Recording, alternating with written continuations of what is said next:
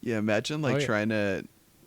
trying to like build a building. You're talking with an engineer, and you're like, "All right, how long do you want this wall to be?" Like a real number. No. Dude, I got a bad case of the reels right now. So Yeah. okay, I'm deep in the Wikipedia page, but I think negative numbers are considered real numbers. That's about as much research as anyone could be expected to do in this day and age. So Yeah. I think that's a good job. Hit it, boys. So get together, have a few laughs. Uh-oh. Shit, lady, do I sound like I'm ordering a pizza? Hey, put the freaking gun down on the ground right now. Take your shot across the freaking street and say that door's gonna get you. Hi, I'm Kendrick Martin. And I'm Josh Carter, and you're listening to Where There's a Willis, There's a Way. If this is your first time listening to this podcast, what we usually do here is an in-depth breakdown of a movie that stars Bruce Willis. We'll talk about it both from a film perspective as well as his individual contribution. That said, we are on our mid-season break, so today we're going to be discussing Catch Me If You Can. Or sorry, a season break. We're on our season break, and we're going to be discussing Catch Me If You Can. But we've discussed all sorts of movies here. This is our first installment out of our 2000s retrospective, where we look at non-Willis related movies and see what the rest of the film world was up to while Willis whacked baddies throughout the 2000s. You can find all of our previous episodes over at williswaypod.com. We're also part of the Last of the Action Heroes podcast network, so follow along to listen to other podcasts about action movies and other action hero stars. Thank you for supporting this podcast. If you want to support this podcast, you can head on over to williswaypod.com. If you want to support us for free, please leave us a review on Spotify, iTunes, or wherever else you listen to podcasts. Lastly, be sure to tell everybody you know about this project because everybody needs a little more Bruce Willis in their life. That is absolutely correct. That's absolutely correct. If you are interested in reaching out to us, you can send us an email, williswaypod@gmail.com, or you can reach out to us on Blue Sky, Instagram, and TikTok. We are at williswaypod. We also have a Discord, or we're part of a Discord for the Last of the Action Heroes podcast network, and we're going to plug that down later and in the show notes as well. So if you are interested, definitely head on over there. As part of our episodes, we always read out any emails that we get, and today is no different. We got an email from Nathan Carter, and Kendrick, do you want to read it, or do you want me to read it? I can read it. This is in Great. reference to our Season 2 wrap-up episode. And he says, if any president on Mount Rushmore was going to be the comedy president, I'd have thought it'd be Lincoln. Looking forward to Season 3 this holiday season. I don't know what he's meaning. Is Lincoln known to be a funny man? A humorous guy with a big hat? I don't know. Yeah. I think that if anything that Lincoln's known for, it's that he was a great jokester and was always on the comedy circuit. So He has a head for comedy, they said. yeah. Yeah. And he liked being on like a comedy stage. He wasn't really one for the theater after. No, not at all. No.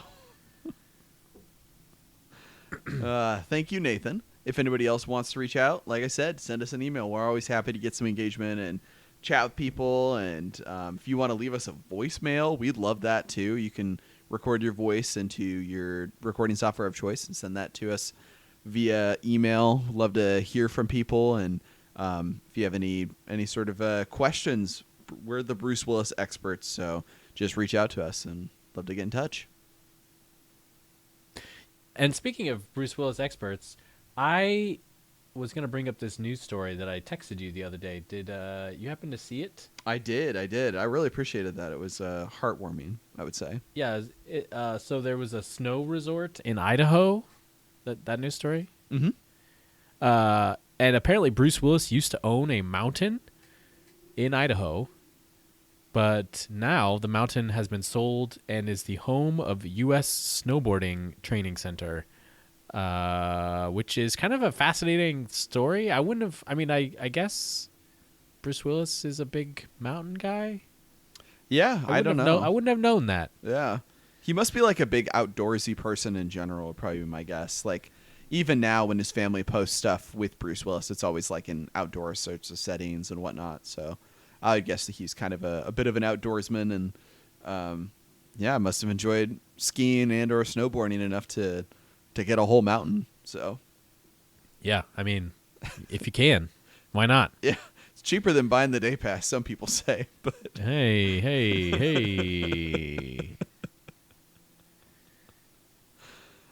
Oh man. Today we're going to be discussing Catch Me If You Can, directed by Steven Spielberg, written by Frank Abagnale Jr., Stan Redding, and Jeff Nathanson. There we go. I finally landed that one. I like how I messed up on like the easiest name out of the bunch. So, Although that. Jeff Nathanson is a real complicated name because Jeff Nathan's son. Well, I mean, come on. yeah. Before we dive into this discussion, we want to give you a upfront, quick and easy way to know if this movie is worth watching. Not every movie, particularly Bruce Willis movies, but really all movies in general, can be a great hit like your Die Hard or your other big popular movies. So that would be boring and repetitive, and this podcast would just be us talking about Die Hard every week. True. But instead, that's not what it is. So we've come up with our perfect method of letting you know if you should watch this movie, and that is to rate a movie a Bruce Willis out of a Bruce Willis. So Josh, what would you rate this movie out of a Bruce Willis? Yeah, I like this movie, so I would recommend that people watch it. I don't know that it was my absolute favoriteest of movies. I think that there's some wonkiness to it, but I think it's worth a watch. So I'm going to give it a Bruce Wee out of Bruce Willis. That's a Bruce space W-I. Correct. I'm going to give it, I was going to go one more. I was going to give it a Bruce Will with one L. I agree. It's also definitely worth people's time. Not a perfect movie. This is my first time watching it. Yeah. It's a real Same blind here. spot for me. So we should do maybe in a bonus episode, like a Steven Spielberg Mount Rushmore at some point. I'd be curious to know like where this movie ranks, if at all, in the greater Steven Spielberg stuff. Mm-hmm. Okay. Well, before we get started to dive into Catch Me If You Can, we're going to take a quick break. Welcome to Miami Mutual Bank. How may I help you? I'd like to cash this check here, and then I'd like to take you out for a steak dinner. Are you a real life pilot? I sure am, little lady. The jump seat is open. It's been a while since I've done this. Which one's the jump seat again? Dr. Connors to the ER. Dr. Connors to the ER. This is irrefutable evidence that the defendant is lying. Special Agent Hanratty, FBI. Hello, Carl. You're gonna get caught. It's like Vegas. The house always wins. Some nuts flying around the country posing as a pilot. Call him the James Bond of the sky. Hello, Pusher. This is by far the best date I have ever been on. He's a kid. That's why he doesn't have a record. 30 milligrams of codeine every 4 hours. Do you concur? I concur. Dr. Harris, Yes? do you concur? Concur with what, sir? Ma'am, I'm sorry to have to tell you, your son is forging checks. I have a payroll check here I'd like to cash. I'm working part-time at the church now. Just tell me how much yours and I'll pay you back. $1.3 million.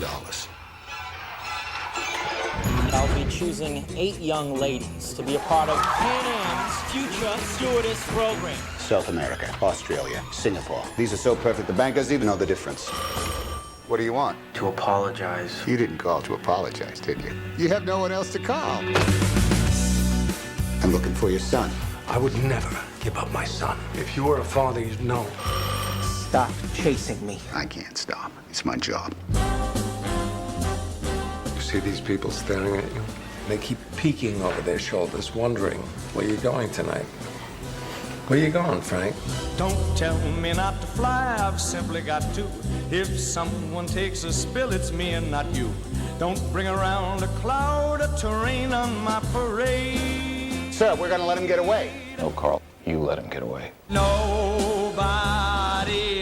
had a better brain on my I'm getting close, huh? You will go to prison. You're gonna have to catch me. That audio was from the trailer of Catch Me If You Can. I'm going to read the description from IMDb. Barely 17 yet, Frank is a skilled forger who has passed as a doctor, lawyer, and pilot. FBI agent Carl becomes obsessed with tracking down the con man who only revels in the pursuit. You can find this movie on Amazon Prime Streaming, Paramount Plus, and VOD. So, Josh. Yeah. Neither of us had seen this movie before. Correct. I think when we were talking about what movies from the 2000s we wanted to watch, this one really stuck out to both of us because it was a pretty well-regarded, successful movie full of movie stars, a lot of them before they became the movie stars they are today, and neither of us had seen it. Yeah.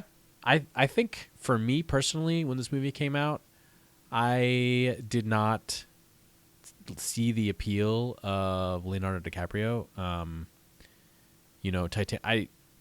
I saw Titanic as a youth, and that didn't wow me. I've since seen it as an adult and have changed how I feel a little bit. But I kind of was like, oh, I don't want to see any more of this Leonardo DiCaprio guy. I'm done with him. Yeah. And in my snobbish high school self, or however old I was, I said no thanks to this movie. I had since turned around a little bit, reflected in my old age, and can see the appeal of this movie. Was there anything specific that kept you from watching it at the time, or was it just something that was kind of off your radar and then you never had the time for it? Yeah, I think I was 7 when this movie came out, so I just wasn't watching. Well, that's the target demographic. I wasn't watching PG-13 movies at this point. So you're more of a PG-7 guy? Yeah, exactly. I was a PG-7 guy at that point. Yeah, and I don't know. I didn't watch it. I kind of remembered that it existed because every once in a while in theater you would run into people that would be singing songs from the musical based on this movie. And then I was like, oh, right, I should maybe get around to watching that. And I think I've been in my watch list for years and years at this point on Letterboxd, and then finally just watched it for the pod. Yeah, just hadn't gotten around to it. Wasn't trying to stay away from it or anything like that, though. Yeah, and I mentioned earlier, like, where does it fall in your Spielberg sort of linings? It doesn't. Yeah. At least for me, it doesn't break the mold in any way. Like, there's nothing new here, and I feel like the story of someone who. So I guess we should say we're going to spoil this movie, and it is based on somewhat real life. Yeah. So. Spoilers for real life, but this concept of a con man has been done a lot, especially since this movie came out.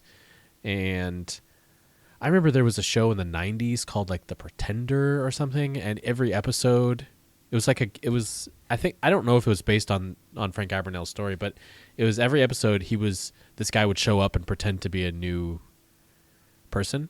And partially because he was like a super genius, that he actually was smart enough to play all these roles, but he was on the run, and it was a soapy 90s drama. Yeah. And so every episode he would be like a doctor or a taxi driver or whatever, and it was just like whatever. And then the cops would catch up to him, and he'd have to be on the run at the end of the episode.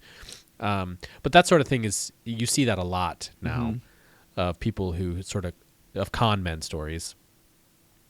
What I find fascinating about this is he's not, and actually what I was expecting was that his character would have been smart enough to actually be all the roles he's pretending to be, but in actuality he's not. He's just barely skating by on convincing people what he's doing. Yeah. Like I was expecting, for example, when he goes to be a doctor, that he actually somehow studied well enough to be a doctor and was just not a great doctor. But actually, no, he didn't know anything about being a doctor. He just stands there and goes, "Do you concur?" a lot. Yep. Which is completely different from the plot that I was sort of expecting from this movie. Yeah, for sure. For sure. And I thought that there was going to be a lot more like Jason Bourne, like they almost catch him sort of situations, but there's really only like one situation like that before he gets caught. And then it's it. It's kind of like figure out where I am and then catch me if you can. Should have been the title, I think. There's a lot that I enjoyed about this movie. I think there's something that I find appealing about movies that sort of romanticize the 60s like this does. And because it was such a time of, I don't know, excess, I guess, in America, where everything was new and people were, you know, flying regularly for the first time, and like plastic was sort of a novel thing. And so everything was like shiny and people were wearing different clothes. And we didn't understand a lot about socioeconomic factors and stuff. And so we could just sort of like wash the, you know, stuff under the rug and sort of glamorize everything. Yeah. And so I think there's a lot of movies and TV shows that can kind of like romanticize what the 60s were like. And there is something appealing to kind of watch that era.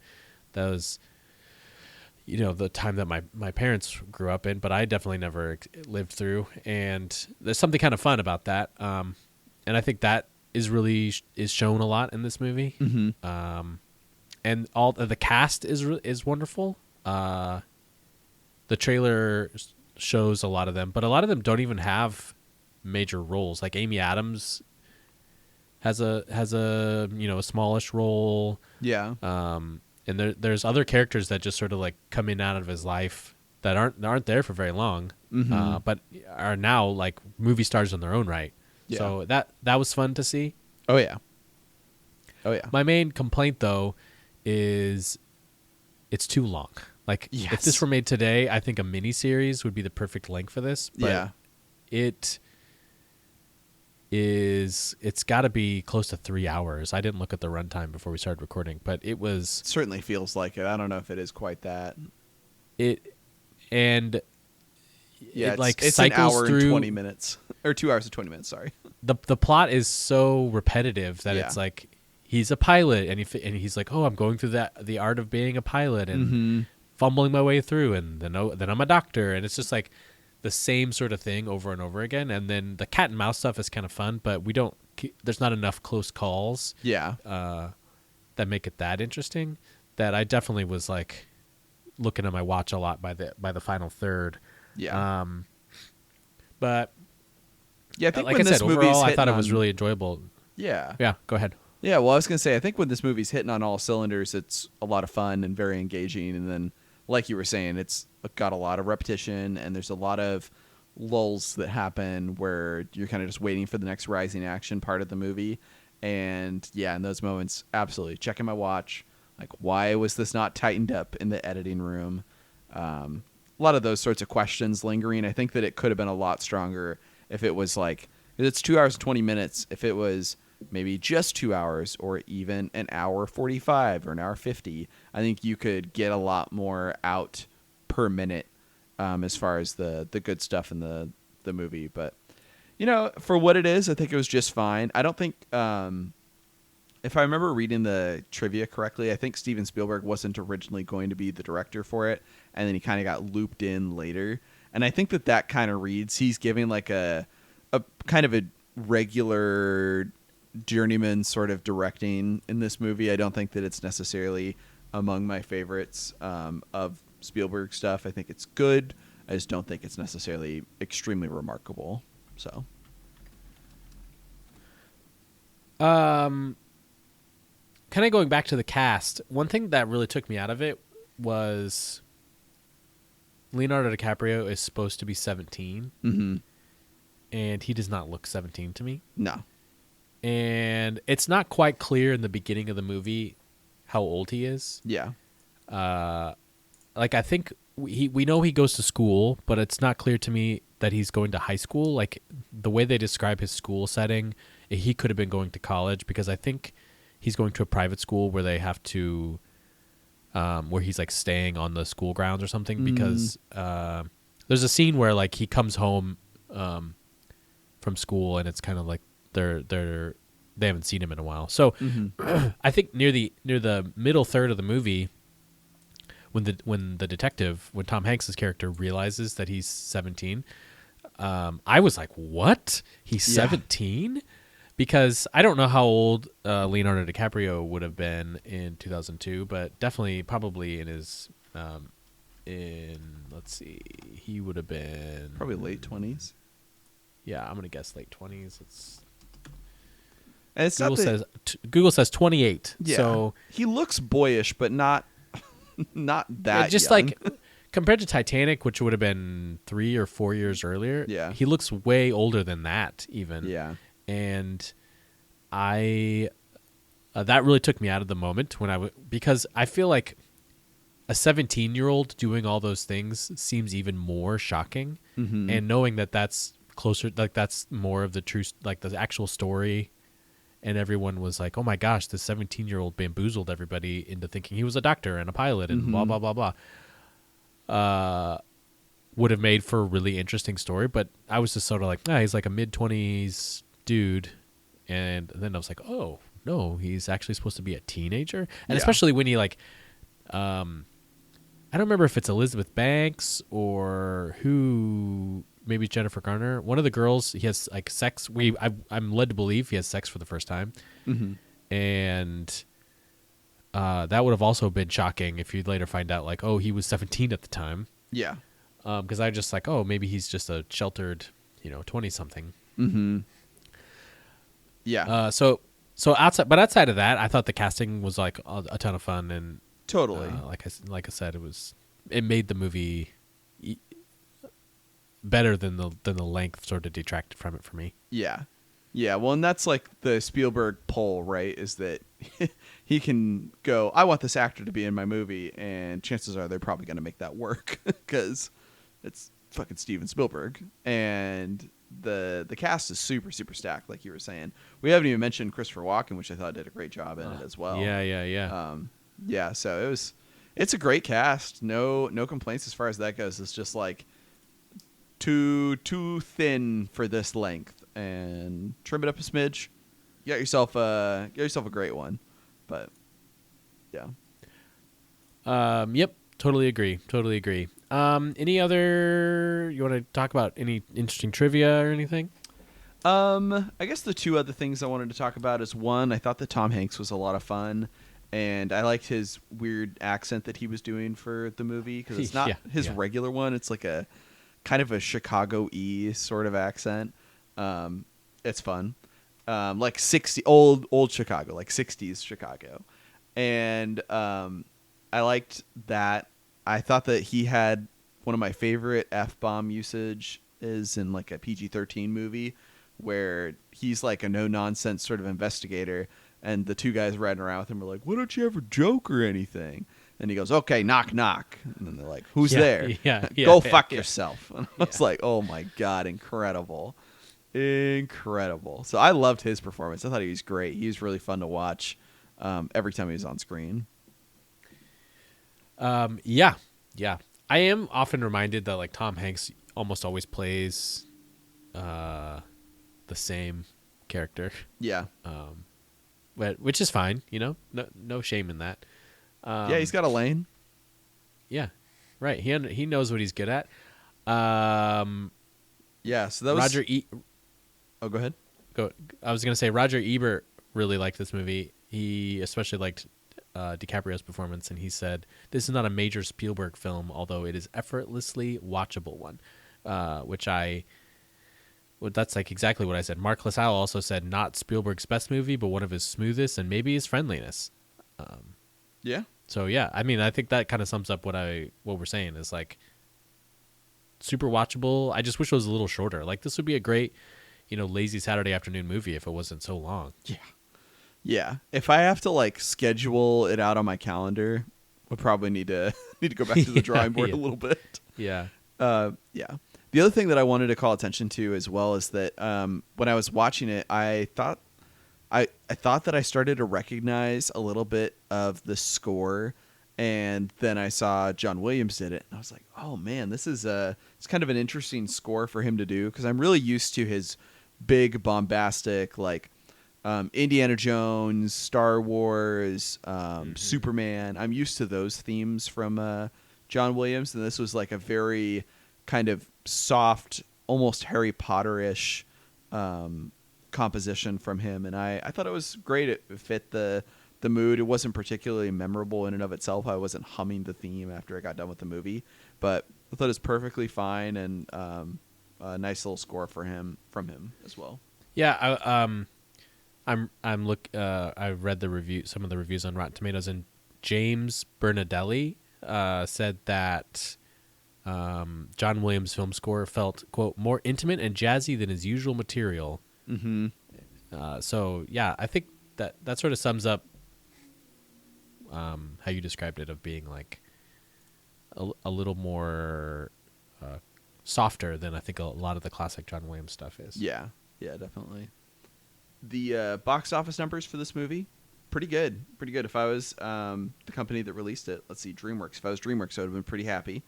On a budget of $52 million, it made $352.1 million at the box office. So that is an excellent haul. I would be very happy if I was DreamWorks. That's a great investment. Even if you double the budget for the advertising, you're still making $250 million on this. Obviously, it's not Jurassic Park or whatever, but not a bad investment. Sure. Not everything can be a Die Hard or a Jurassic Park. As much as I would love that. Have you ever seen Gangs of New York? I have not watched that, no. So that came out in December of 2002. Yeah. So right after this movie came out. Maybe they both came out in December of 2002? Because this one came out December 18th, 2002. Yeah. Let me quickly... Actually, sorry, December 25th is when it came out in the U.S. Gangs of New York came out December 20th, 2002. So, Leonardo DiCaprio had a busy 2002. But I've also never seen Gangs of New York. That's another Leonardo DiCaprio sort of blind spot of mine. But a lot of the reviews on Rotten Tomatoes and other reviewers at the time were sort of comparing DiCaprio's performance between the two. So I was curious if you had seen it. Okay, so one of the things that we want to do as we talk about these movies is discuss what companion Bruce Willis movies would go best. If you were to pair up a Bruce Willis and this movie, what would that be? And do you have anything that comes to mind? So as far as like the kind of slight espionage and spy-y and people tracking other people and stuff like that goes, I think that I would probably plug a good old Hudson Hawk. But yep. Anytime I get a chance to plug Hudson Hawk, I'm going to. So yeah. I'll find a way to link it to the next three movies, no problem. Yeah. Hudson Hawk also sails the high seas. Yep. And yeah, exactly. Hudson Hawk is definitely the first one that came to mind. Yeah. With con men, because the whole movie is about con men. Yep. The other movie that came to mind was Bandits. Oh, because, yeah. Again, sort of criminals on the run and some sort of like cat and mouse aspect. I thought those two were the two that came to mind for me. Yeah. Oh yeah, definitely. I highly endorse those two as a companion piece for this movie.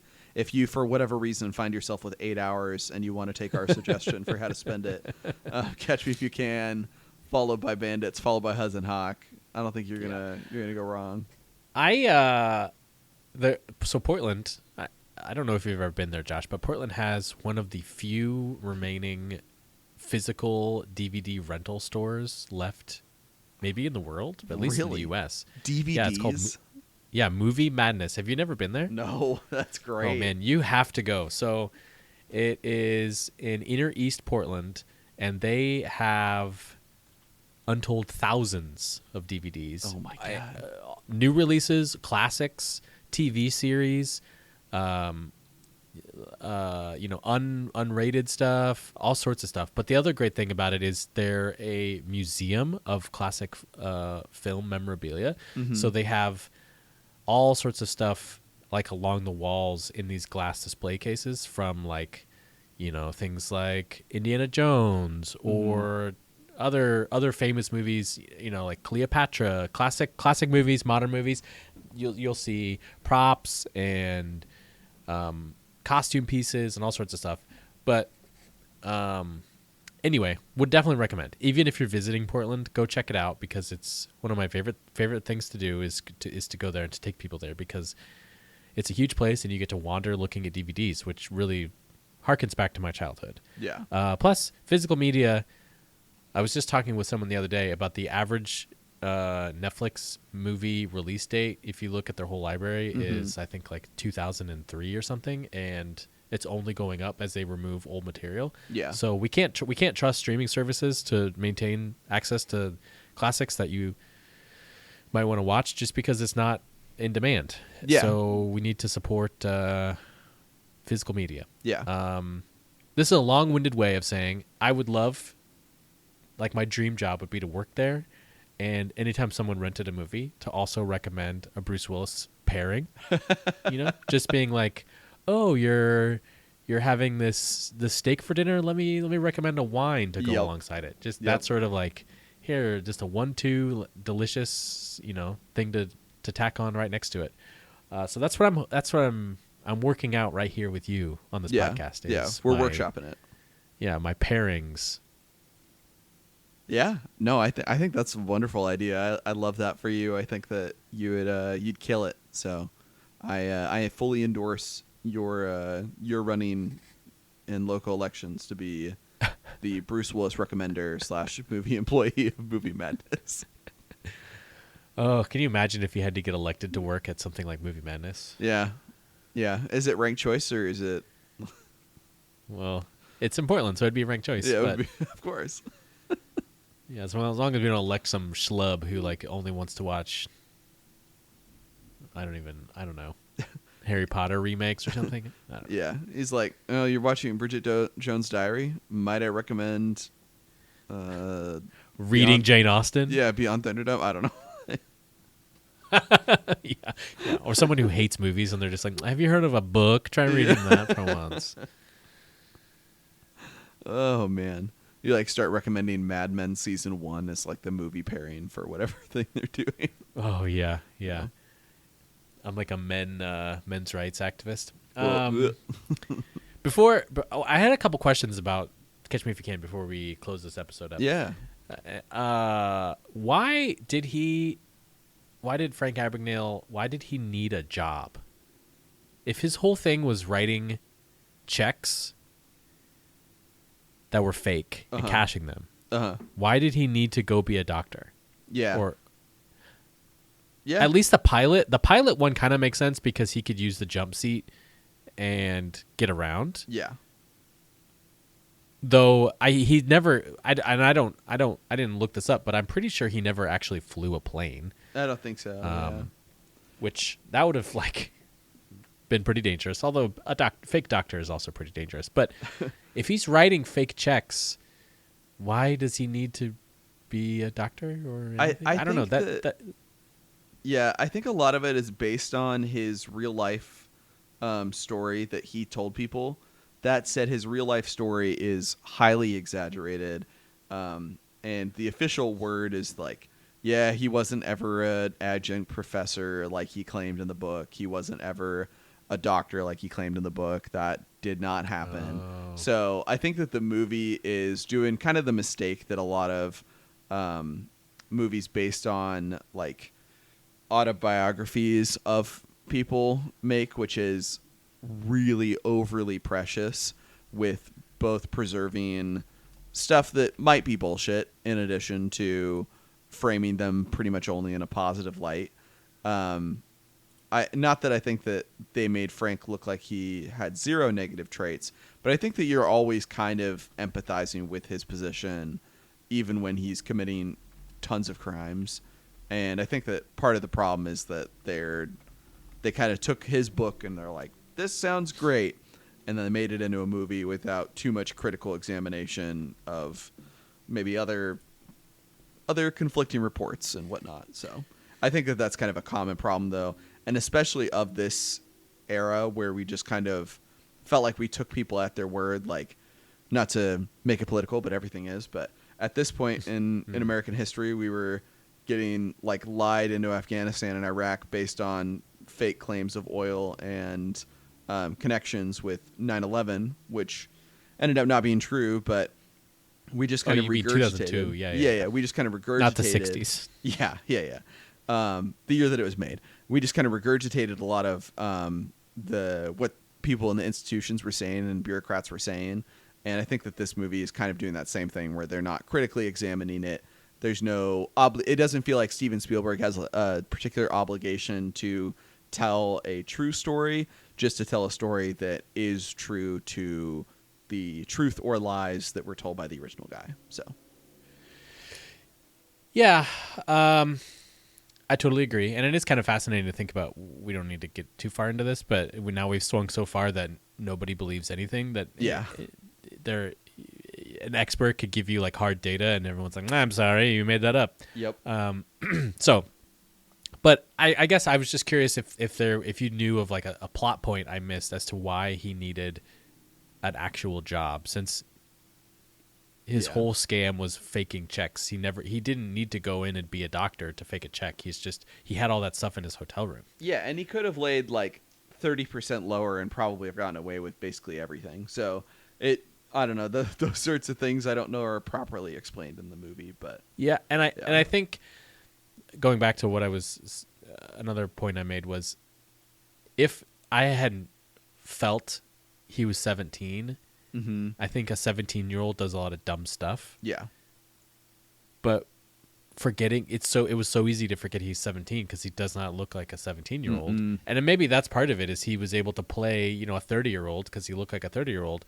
But because it wasn't emphasized enough for me that he was 17, I was just sort of like, why? What is the point of all this? But yeah, I think a teenager in storytelling, we often give a lot more leeway to, because we've all been teenagers and we all know the dumb things that we do. So yeah, maybe that's all it was, is he just felt so sure of himself that he's like, well, sure, I'm going to go be a doctor, or I'm going to go be a lawyer. I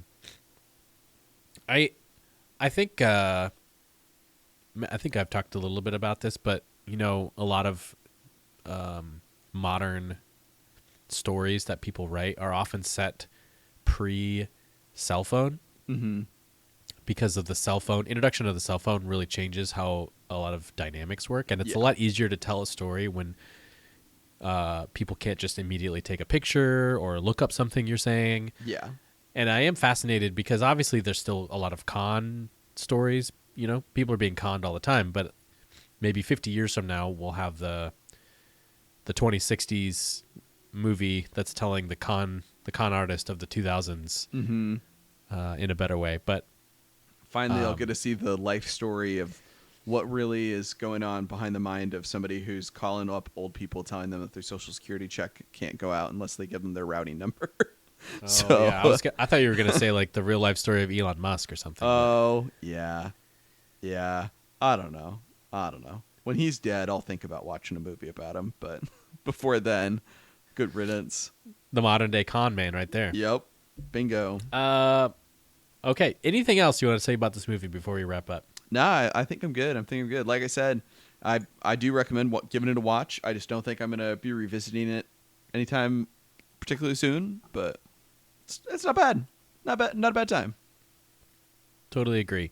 Okay, well, that's going to do it for this episode of Where There's a Willis, There's a Way.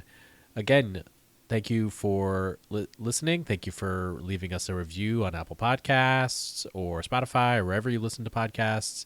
If you want to follow our social media presence or our social media gifts, follow us at Willis Way Pod. We're on Blue Sky. We're on Instagram.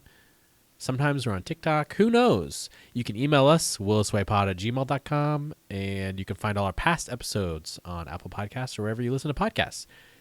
You can find me. I post on Blue Sky, and I've actually been posting a lot more recently. You can find me at @KMartinix. That's KMartinix. Or you can see all my other work, subscribe to my newsletter, watch my YouTube videos over at kmartinix.com. Right on. Good riddance to stupid site. You can also find me on Blue Sky at Joshing Carter. And then I'm also on Instagram at ProvJosh. Every episode, we like to end this podcast with a little tasty treat to close out this episode. Something we recommend that we've been enjoying, that we're not going to dive too deeply into, but we just want to share. Josh, what is your sweet treat for this week? My sweet treat is Mario Party Jamboree for the Nintendo Switch. It is the new Mario Party game released as of recording maybe a week or two ago. And it's great. It's a lot of fun. I haven't had this much fun with a Mario Party game other than Superstars in quite a while. I thought that the first Mario Party for the Switch was kind of bad. This one, it's a banger. Highly recommend it. So Mario Party Jamboree for the Switch. Is it? I have no idea, but is it? Is it in person only, or do you play online? Or? You can do both. I think you need whatever the equivalent is of the online account. I have never purchased that, but I've been playing it with my spouse, and I've also been playing it with friends that come over and whatnot. So yeah, it's a lot of fun though. I know people who do play it online, and apparently it's can be quite competitive if you get in a very sweaty match. So yeah, both of those options exist. Okay, well that's fun.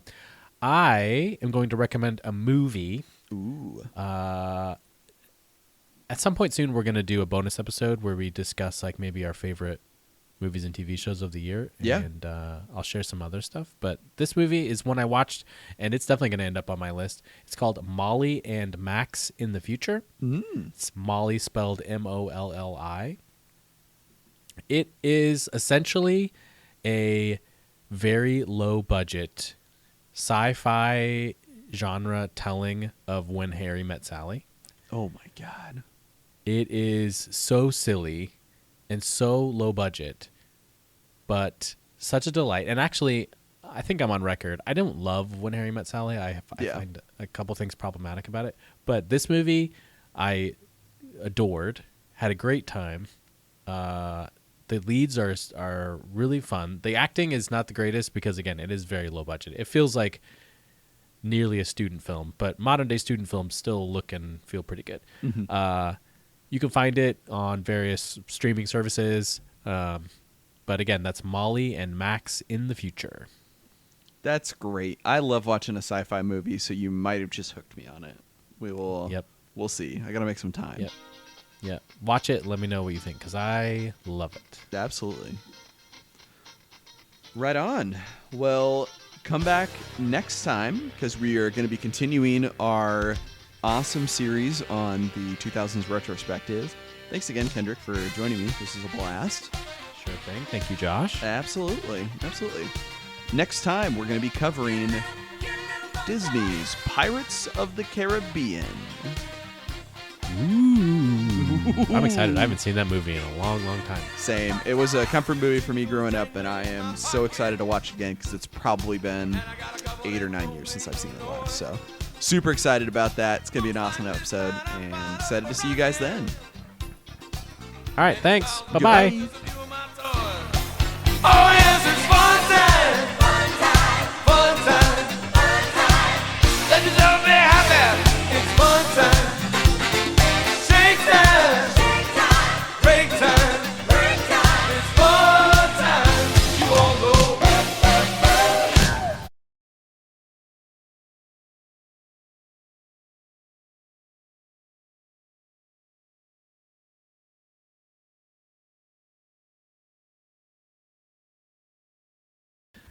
The continuum hypothesis posits that cardinality of the set of the numbers is demon n to the 1, i.e. the smallest infinite cardinal number after demon n to 0, the cardinality of the integers. Paul Cohen proved in 1963 that an axiom independent of other All right, that's enough data. I get the idea. I really want to know what this demon n is called. How do you pronounce that thing?